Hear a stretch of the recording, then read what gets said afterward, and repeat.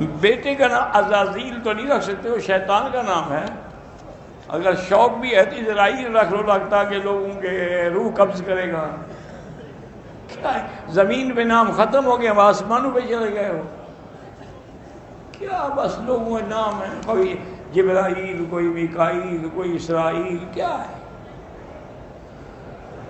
بس ان اللہ و ان ایک عمرہ ایک کے لیے ہوتا ہے، بہت کے لیے نہیں ہوتا. دعا سب کے لیے ہوتی ہے.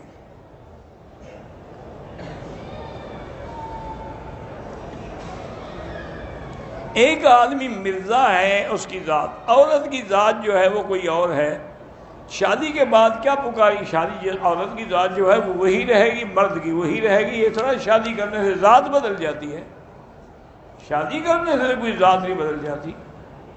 ساری زندگی عائشہ بنت صدیق کی کہلائی ہے.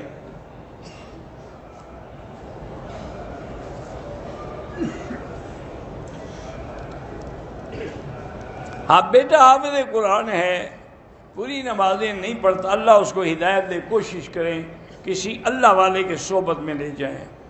حضرت اسماعیل علیہ السلام، ان کی والدہ مصر کی تھیں، وہ مصر سے نہیں تھے.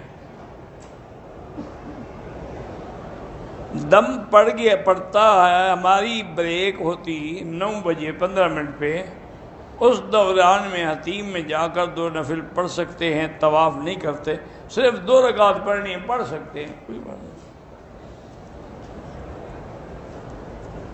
نماز باقاعدگی سے پڑھتا ہوں، تلاوت بھی کرتا ہوں، لیکن مجھ سے ایک گناہ ہے کہ میں اپنی شہوت ہاتھ سے مٹاتا ہوں. توبہ کرو، یہ بہت بڑا گناہ ہے. اچھا، اور اس سے زندگی بھی برباد ہوتی ہے اور آخرت بھی برباد ہوتی ہے. علاج یہ ہے کہ اللہ والوں کی صحبت میں رہو، اکیلے کبھی نہ رہو.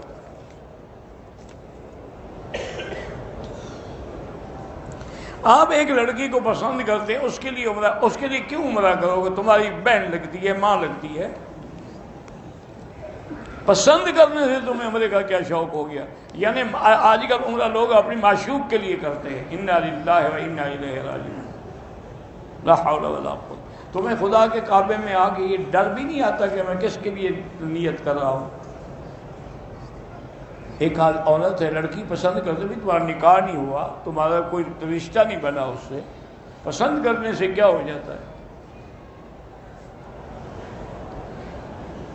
کسی کے گھر جائیں تو اس سے واپسی پر بھی وہی السلام علیکم ورحمۃ اللہ. ایک السلام حاضری کا ہے، ایک جانے کا ہے. صلی اللہ علی سیدنا محمد و آلہ وسلم، یہ درود شریف پڑھیں، یہ بھی درست ہے. سر کے بال بیچیں حرام ہے. تمہارے پاس اللہ کی امانت ہے، تم مالک تھوڑے ہو اس بالوں کے. اللہ نے جو تمہیں دیا ہے، آنکھیں دی ہیں، ہاتھ دی ہیں، سب اس کی امانت ہے.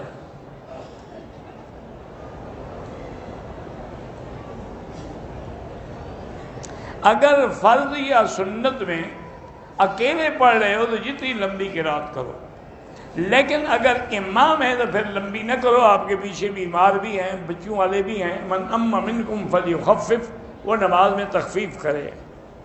کالا لباس بطور ماتم کے پہننا حرام ہے.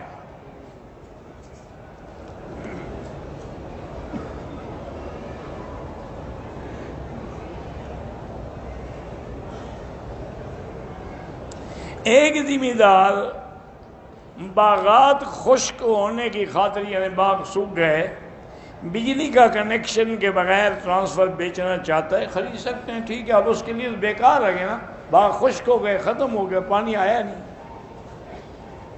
تو اب وہ ٹرانسفر میں رکھ کے کیا کرے گا؟ اس لیے بہتر ہے کہ وہ بیچ رہا ہے.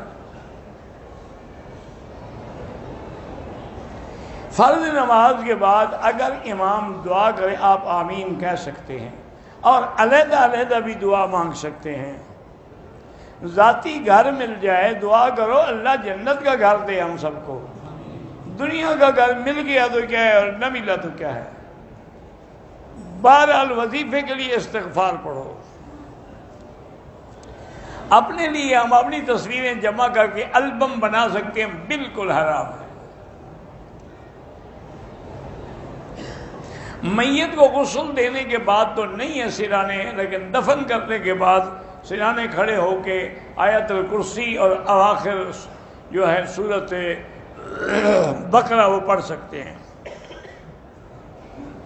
عورت جب حیض سے پاک ہو جائے تو غسل سے پہلے وہ اللہ کا ذکر کر سکتی ہے، لا الہ الا اللہ پڑھ سکتی ہے، درود شریف پڑھ سکتی ہے حیض میں۔ جب غسل کر کے پاک ہو گئی پھر جو مرضی ہے پڑھے۔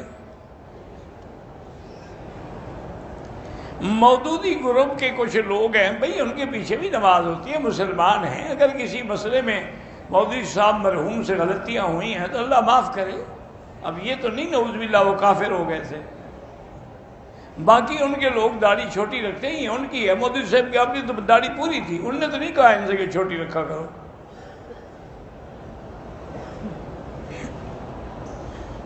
نماز میں ثنا کے بعد بسم اللہ پڑھ کے فاتحہ شروع کر دی، پھر سورہ سے پہلے بھی تسبیح پڑھے گا بسم اللہ۔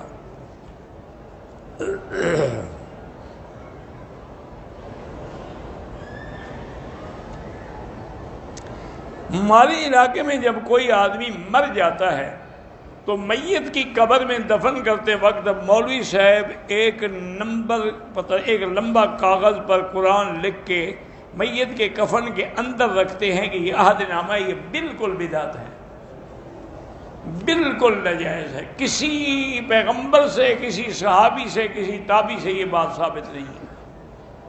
اصل بات یہ نہیں ہے، اصل یہ مولویوں نے اپنی روزی کا بہانہ بنایا ہے۔ وہ لکھ کے دے گا تو کچھ تو تم دو گے نا، ایسے مفت تو تم بھی نہیں دیتے ہو۔ کہتا ہے کہ جب لڑکی کی رخصتی ہو تو کپڑے پر کاغذ قرآن رکھ کے کھڑے ہو جاتے ہیں، جی قرآن کے نیچے سے گزر جائے، تاکہ قرآن لعنت کرے کہ اس نے مجھ پر عمل نہیں کیا، آج میرے نیچے سے گزر رہی ہے، آج کی نماز بھی چھوڑ رہی ہے، فجر کی نماز بھی اس کی میاں کے ساتھ شب برات منانے گزر جائے گی۔ قرآن سر پہ کھڑا ہے۔ اسی لیے ہے کہ رب قاری القرآن یقرأ القرآن والقرآن یلعنہ، حضور نے فرمایا بہت سارے قرآن پڑھنے والے ایسے ہیں جن کو قرآن لعنت کر رہا ہوتا ہے۔ تو صحابہ حیران ہو گئے، حضور قرآن پڑھنے سے لعنت؟ آپ نے فرمایا قرآن نے کہا ہے لعنت اللہ علی الکاذبین، جھوٹے پہ لعنت۔ نے کہا ہاں، کہ اب جھوٹ بولو گے تو لعنت آ رہی ہے تم پر کہ نہیں آ رہی؟ ایک رواج ہے، بن گیا ہے بس، انا للہ و انا الیہ۔ اگر ہم جدے جائیں کسی کو ملنے تو احرام وہاں سے باندھنا ضروری نہیں ہے۔ گھر پر ایک رشتہ دار نے قبضہ کیا ہوا ہے ناجائز، 2 رکعت نماز پڑھ کے اللہ سے دعا مانگا کرو، اللہ آپ کی مدد کرے۔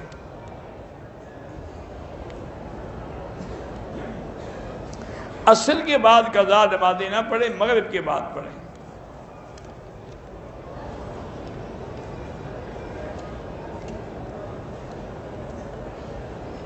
پتہ نہیں آپ نے کیا لکھا ہے انگریزی میں، اس کا مجھے پتہ نہیں۔